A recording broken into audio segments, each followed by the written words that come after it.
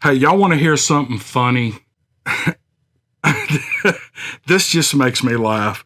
The last two videos, I have been trying to talk softer at a lower volume into this microphone, hoping that I would get a little bit of better sound in the videos.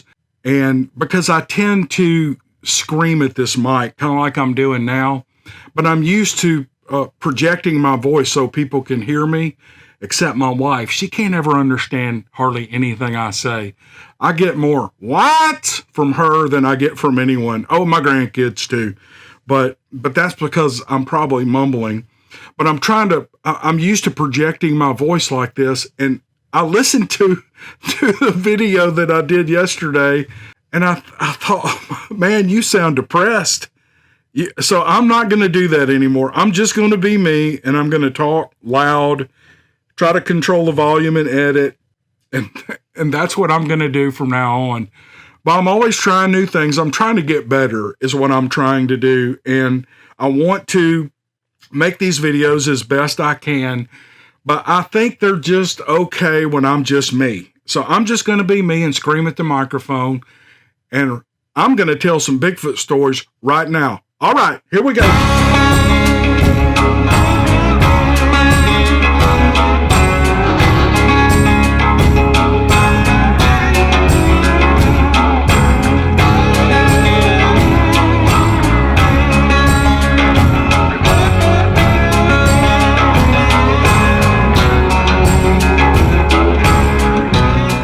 This is an email that I received from Steve, who lives in Florida. He says, you have my permission to use my name if you want.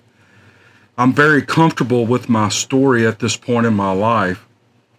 He writes, I'm 59 years old and have been an avid hunter for most of my life. I moved to Florida in 1979 and began my life as a musician and a faux artist.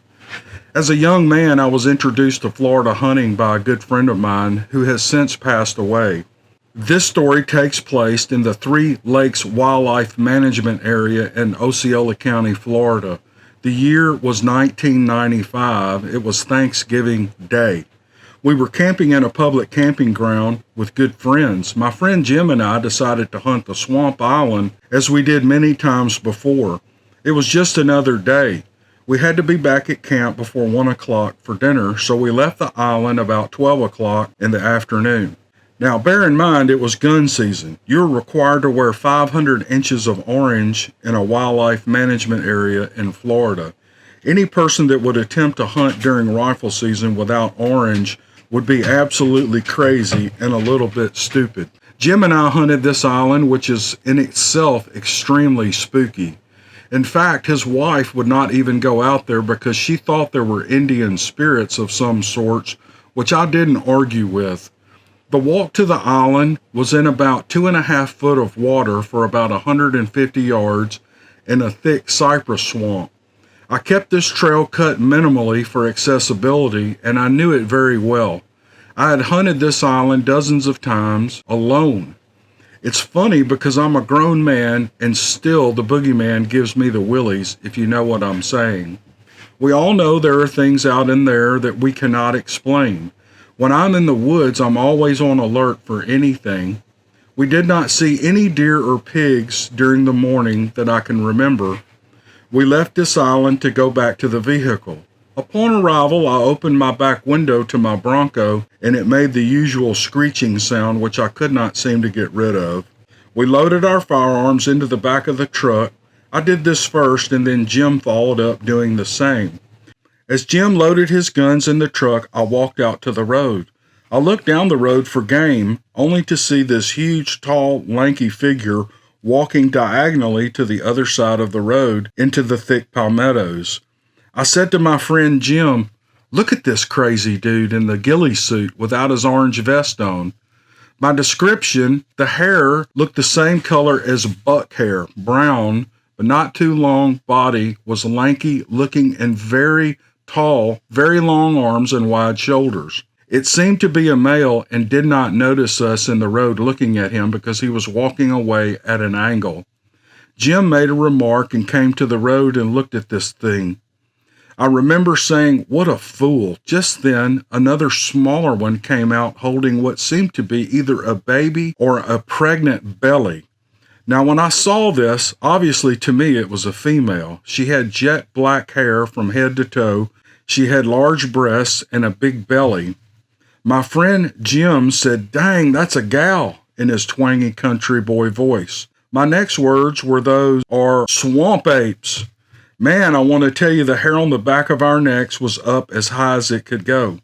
Both of us got freaked out as this female saw us looking at her and hobbled off into the thick palmettos very quickly. She ran very funny because of what she was carrying, and I distinctly remember it. Jim and I immediately got into my Bronco and drove down to the spot, which was about 150 yards away. We got out and started to walk into the palmettos, and Jim said to me that he felt like he was being watched, and he said he was not going in. I agreed with this completely because I had no interest in shooting one of these things or getting my butt whipped. I just wanted to see one close up. Just then, another hunter drove up and got out of his vehicle and asked us what was walking across the road. He had been using his scope looking down the road and back of us when the creatures were walking across. I didn't know this at the time because it was way down the road. He said he couldn't tell what they were, but they didn't look normal as far as their coloration and the way they were walking. Anyhow, we told the guy what we saw and what we thought they were. He kind of snickered and said, "I'm really not surprised," and then he left. Meanwhile, Jim and I had to go back to the camp and tell our families about this experience. Everybody thought we were crazy. But after a few hours, my wife knew that I was obviously upset and freaked out. She believed me, and she got kind of freaked out as well. So then I went to the check station and I reported it to the game warden. Of course, they laughed and asked me if I was consuming alcohol or had been smoking something. I reported my sighting to the Florida Bigfoot Research Organization and filed my sighting online. The following weekend, they did go out with me to the spot and we walked around, but we couldn't find any evidence because of the drought we were experiencing. A few snap branches and odd trails were all we could find. Ever since that time, things changed for me as a hunter. I now carry a firearm pretty much all the time while hunting, even with archery. My days in the swamp are limited because I do not want to run into a family of Bigfoots in the swamp. It was enough for me that I had seen them once, so I kind of gave them that place. So my encounter is not violent, and it really wasn't terrifying, but it did freak me out. My friend Jim has since passed, and his wife finally believed what he saw after a few months. I found your stories on YouTube to be very entertaining and interesting, though mine does not compare to most that I've heard. I guess that's a matter of perspective, I reckon. I still enjoy hunting, but mostly traditional archery in rural areas. I hope you find this story somewhat entertaining, and I have enjoyed telling it. This was my special time and my place in life. Maybe one day I will go out there again just to see the old swamp island. The man's name is Steve or Steven. Steven, if you hear this, I just want you to know your sighting is probably the most typical sighting. It's just glimpses that we get of these strange figures walking through the woods. I don't call these stories, it doesn't matter to me if they're exciting or violent or whatever. I mean, I guess that would probably draw more views, but that's not the point. The point of the channel is to share these stories because they're all great stories, and I love them. I just love them, and I loved this one. It sounds like it's written by a very sober man who knows what he's talking about. And, you know, people see these things, and they know what they see, and they tell other people, and it's understandable that people who haven't seen it don't believe it. So, you know, maybe we can quit getting our feelings hurt and things like that because people think we're crazy. But I'll tell you what, if I see one, I'm telling everybody I know. I'm telling them, dude, these things are real. I saw it with my own eyes. If you could have been there, you would be talking just like me. So all that said, Steve, thank you very much for a well-written account of your encounter, and I appreciate you so much. Thanks, buddy. This is a story about a man coming to believe in Bigfoot the hard way. Says, my name is Walt and I'm 61 years old. I am a retired veteran. On November the 6th, 2018, I went from being a Sasquatch believer to a Sasquatch knower. Nothing I've ever watched had prepared me for the encounter. In ninth grade, a friend of mine gave me a book entitled Strange Creatures from Time and Space. It is a tongue-in-cheek narrative of all things that go bump or glow in the dark. Bigfoot was among them. I was already a UFO knower, but that's another story. Over the years, my opinion of Bigfoot was skeptical at best. I watched all the documentaries. Then I watched Science Meets Sasquatch, and my skepticism started to fade. I bought the book and became a believer. The bell curve graph of Sasquatch foot length appealed to me and the mathematician in me. Numbers do not lie.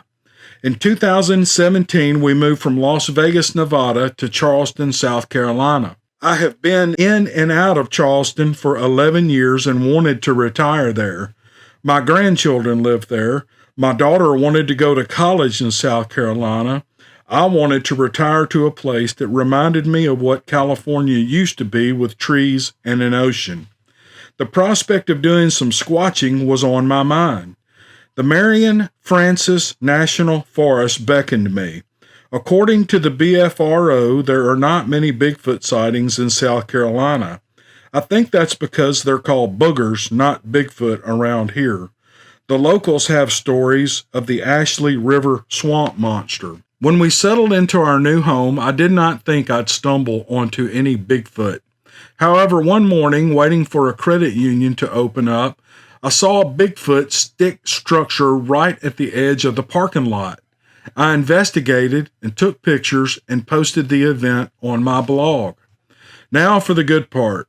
On the 6th of November 2018, I drove my daughter back to college. I dropped her off and got back on the road at midnight. It was a beautiful night. I roared down Highway 71 at speeds a patrolman would have frowned at. By 1:30, I had passed a couple of cars that had run off the road, and I was feeling guilty for not stopping. It was then that I spotted the blue lights. My GPS had thought that the highway patrol had pulled someone over about a mile ahead. I was in the right lane. The shoulder of the road was small. There was about 30 feet of tall grass, and then the massive tree line. The moon was full, and there was a lot of light of the towns and cities being reflected from the low cloud cover. Visibility was not a problem. It was then that I saw a man stand up in the grass. He steadied himself with his arms out and then flopped back down. I slowed down further and wondered if the troopers hadn't found him and maybe he was hurt from a wreck. I was preparing to stop and render aid when this thing came at me in the grass. I was bewildered because it definitely was not a man. I had read all about Bigfoot in the turbo mode, but that had not prepared me for what I saw. I swear to God that it looked like a huge hairy spider coming at me with all the arms and legs. My speed had dropped to the 40s as it came closer and now looked like a soldier doing a low crawl, but much too fast. When we passed each other, everything slowed down for me, like when you think you're going to crash. I did have the thought flash through my mind that it would leap onto the pavement and I'd hit him. I remember every detail as we passed. It was at a range of 0. If someone were in the passenger seat, they could have rolled down the window and touched it. Every window on the right side of the car was filled with the darkest black fur I've ever seen. I saw no head, no hands or feet, just fur and rippling muscles. I snapped out of it in time to swerve into the left lane and pass the speeder and the trooper. This happened on Highway 71 north of Columbia, South Carolina.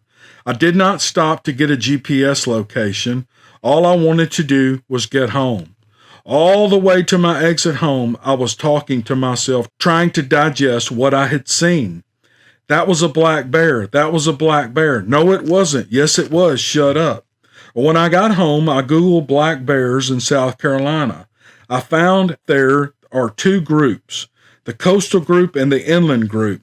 These are separated by a wide margin, right down to the center of the state. Guess where my encounter was? Right in the middle of the parts of South Carolina that the bears don't want to go. I told my wife that I was afraid to go into the woods now. Are you afraid of trees now? She asked. No, I just don't want to come across a Bigfoot. But you like Bigfoot. I do, but I also like lions, and I like to see them in the zoo. I don't want to come across one in the forest. That's where I am with Bigfoot now. I do not want to come across one in the forest, and bet my life that it's in a friendly and loving mood. I love your show and your accent. Walt, thanks a lot for the email. My dog's barking outside trying to get in, so I'm not going to waste too much of your time here. But that's one of these. Oh my gosh. Hold on. Betsy, come in. Please, come on. Come on. Come on. Come on, honey. Oh, these dogs. Right at the end of the story, and she starts raising sand outside. But that's one of these encounters that I bet there's a lot of these where people see a Bigfoot from a car, even on a highway. I mean, I have to admit, when I'm on a highway and there's not much traffic, I'm kind of looking at the edge of the woods just to see if I see any shapes or anything. And as you know, I've never seen a Bigfoot, never had an encounter, but I really want to. I would love to see one. And I don't want to have a violent encounter or anything, but I'd love to see one driving by. How about that? Okay, Walt, thanks again. You wrote that encounter very well, and it was helpful to me, and I know everyone loved it. Thank you, buddy. All right, that's going to do it for this video. Once again, thank you for listening. I can't tell you how much I appreciate you. We'll see you on the next video. Might be a couple of days before I get one out, but we're rolling. We are rolling with some videos. All right, see you on the next one. Thanks. As Jim loaded the guns in the truck, I walked out to the road. I looked down the road for game only to see this huge, tall, lanky dude walking As Jim loaded his guns in the truck, I walked to the... Oh, man. As Jim loaded his guns in the truck, I walked out to the road. I looked down the road to see if I could see some game, but I only saw this... No. As Jim loaded his guns... Okay, let's just go all the way back.